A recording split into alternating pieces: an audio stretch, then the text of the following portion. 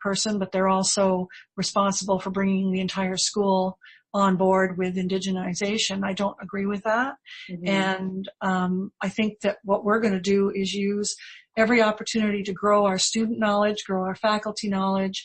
And my time's limited. I mean, in this role, I only have so long to influence change. The next person who comes in may be able to bring more to that.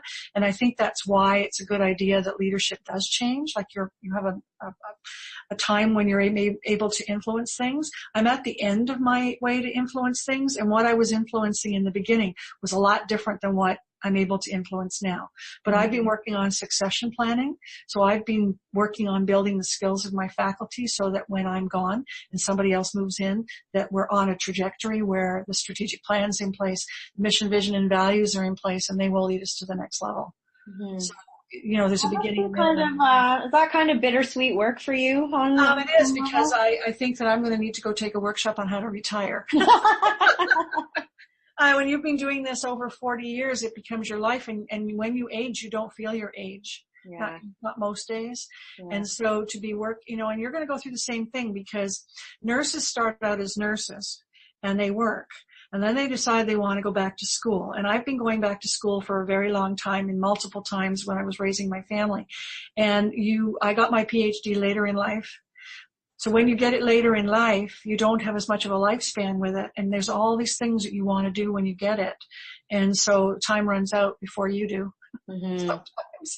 So we need to have a balance in the schools of people starting their careers, people mid-career, and people at the end of their career. And the people at the end of their career need to mentor those coming in to this in a very big way, because it's like a nurse. You cannot graduate with 25 years experience. Mm-hmm. When you're a new PhD and you're in a tenure track position, you cannot come into the role and be a seasoned faculty who can know and do it all. It doesn't happen. You need to be mentored. And bullying is very much alive everywhere. It's part of the work that I do.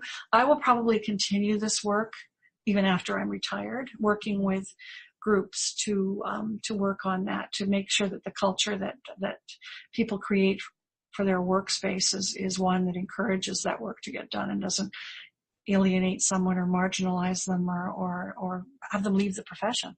That's happening, and that's not good. We need to work with, like I said, tell my students, you need to have joy in every day. Even if it's a difficult day at work, you have to find something that brings you joy, that you made the right choice to become a nurse. And there will be tough days. And if that goes on for too long, then you need to find a different job. Yeah. Obviously, I teach students as well, and I tell them, there's going to be a lot of days when you're crying in your car on the way home because, it was just one of those days. And I guess it's the same whether you're teaching or floor nursing or whatever. This is a magical profession for it is. That kind of thing. Look at all the opportunities we have. And I think it was in high school that when the guidance counselor told me I was going to be a nurse, she didn't think I should be a nurse. She thought I should be a teacher. Mm-hmm. So guess what?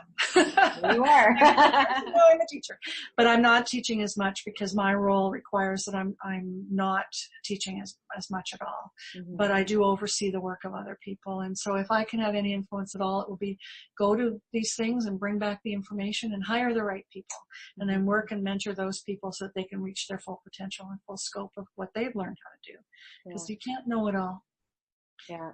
And I definitely don't know enough about this. I'm really a newbie on the block with indigenizing our curriculum. I just know that I have a mandate to do it right.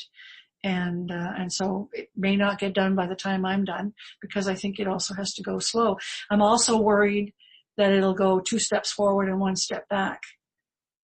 Like, I don't know where this is going, but I know that there's basic things in the Truth and Reconciliation that have to be done. So I'm looking to our national body and our provincial bodies to help guide us in that, so that we all go in the same direction at the same time, rather than one school being ahead of another and making a mess of things.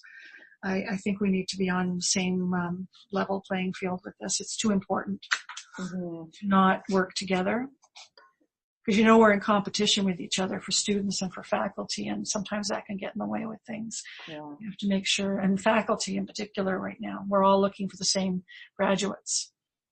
So, and graduates can more or less pick wherever it is they want to go, anywhere in the country. To work? as faculty. Yes. And it's going to get worse.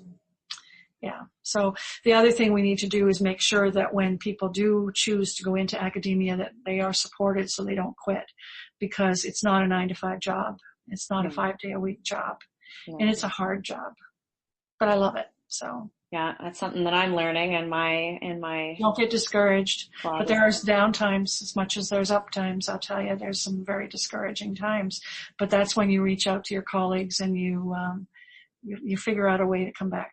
You know, sometimes it's finding that champion, like you become the champion because of your passion. So finding that passion so that somebody recognizes you and feeds that passion, and you become the champion.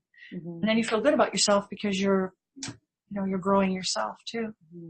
So it's been good talking to you. Yes, you as well. I'm just going to stop recording.